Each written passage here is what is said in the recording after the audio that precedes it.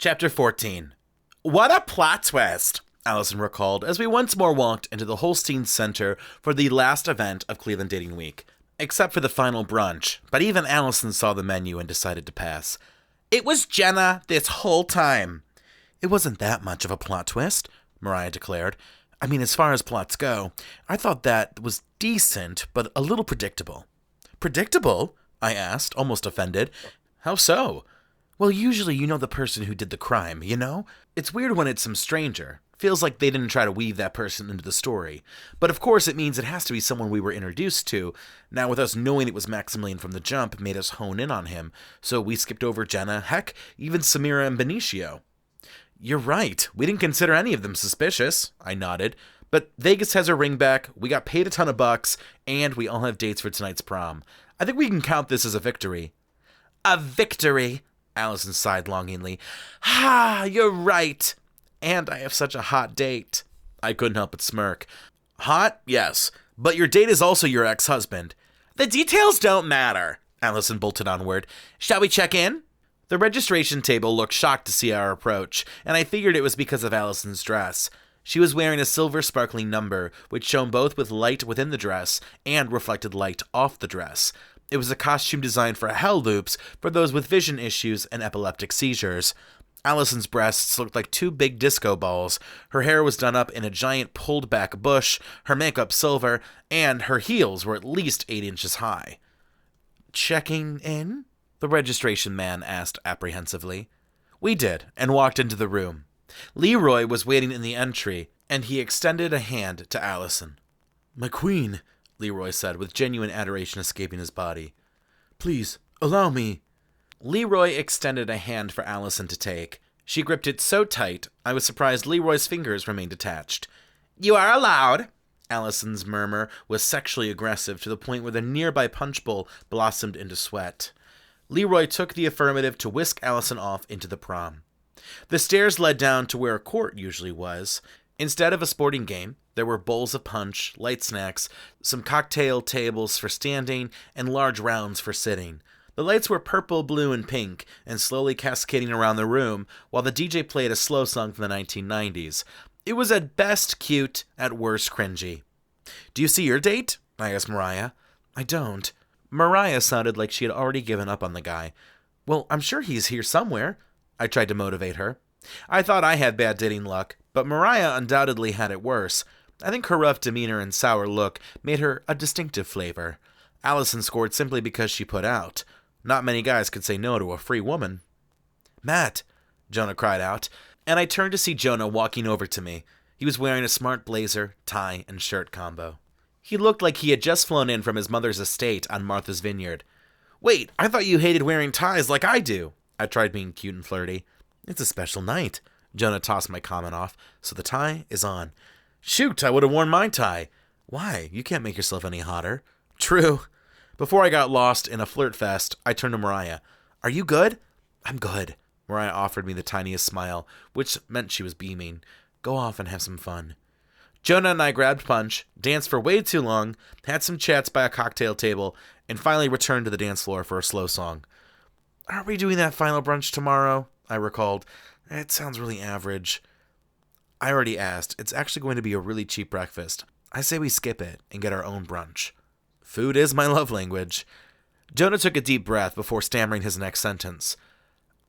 I know we said we'd take our time, but I was wondering, well, how would you feel about being not boyfriends, but exclusive friends who maybe fool around and have fun and are on track to date?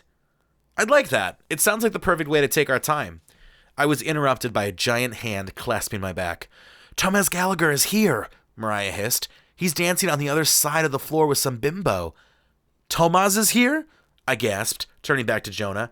Don't be upset, but there's a skip here at this event. He's eluded us for so long, we have to capture him. Is that okay?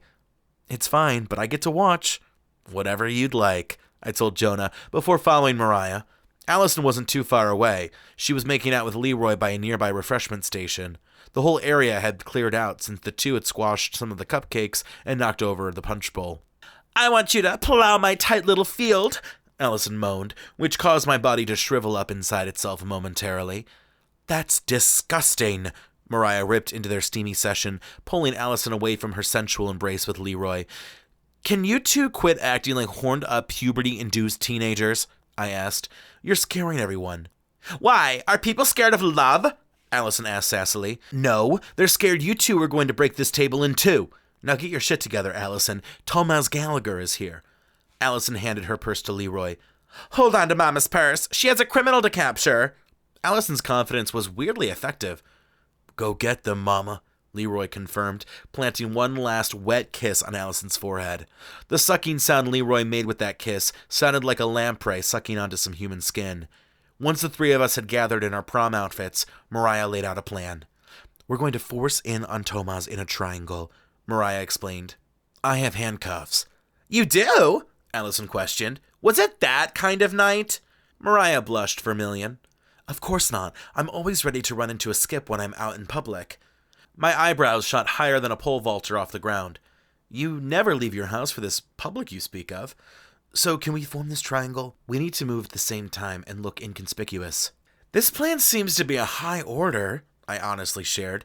You want a coordinated ambush that doesn't look suspicious? Those are three asks we are not great at. We have to try. Mariah did not look deterred from my skepticism. Alison, you stay here. Matty and I will form the triangle. I half expected this plan to fail, but when Mariah and I got in position, Mariah signaled to Alison and myself.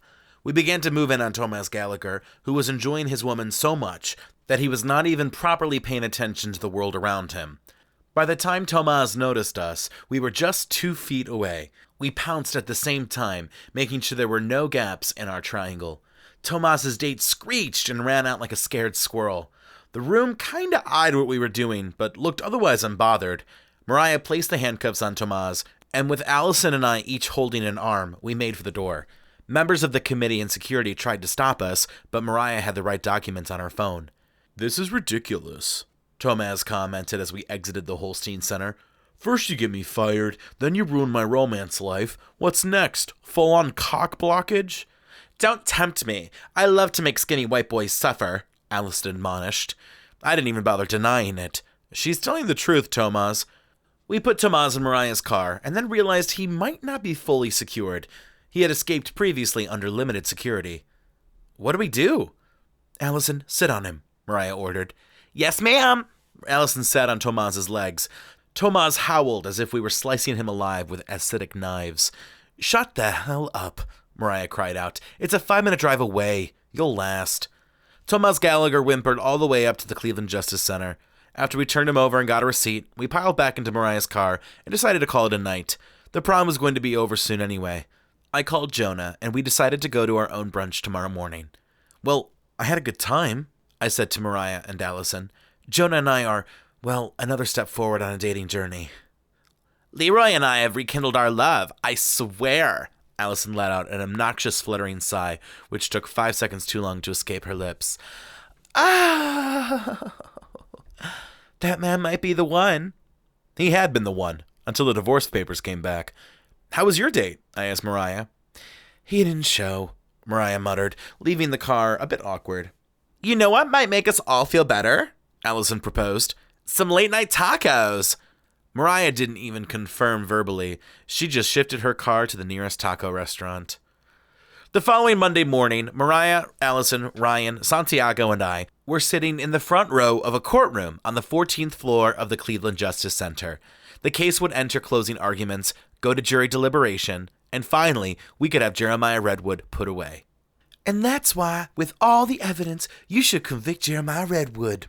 Prosecutor Shelley Handers closed out her litany of forensic evidence, witness testimony, and hard facts.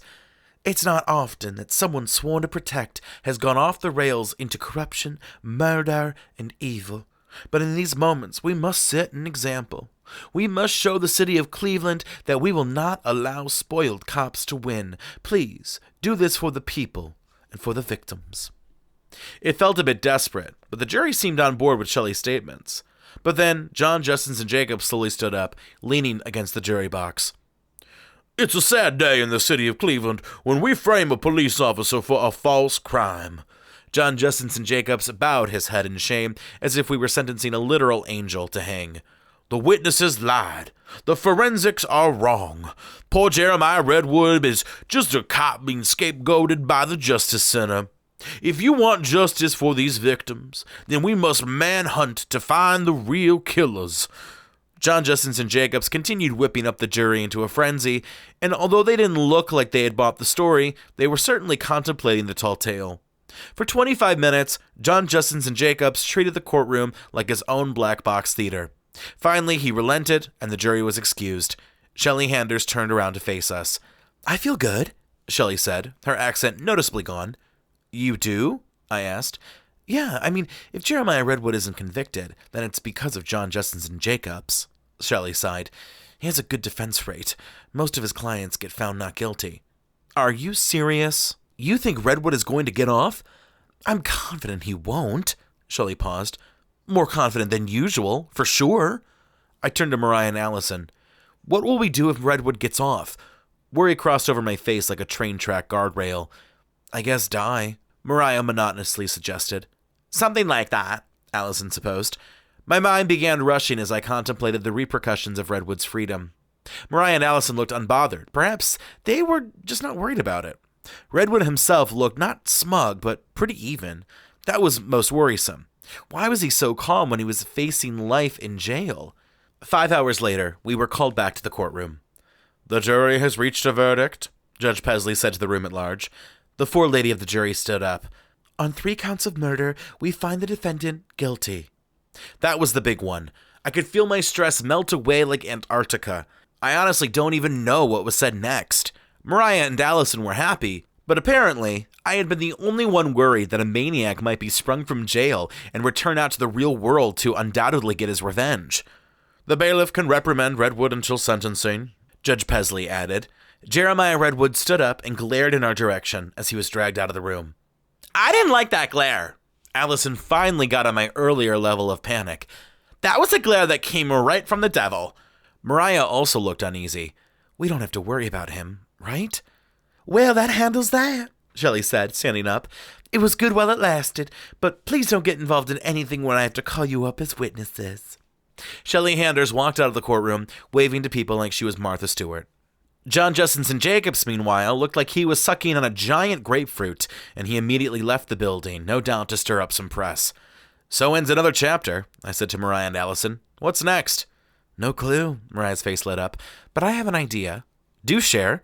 "It's called lunch." "You don't have to ask me twice." Alison pulled out her car keys, as if her car was in the courtroom. "Where are we going?" I already felt safer. Nothing, not even Jeremiah Redwood, would keep us away from food.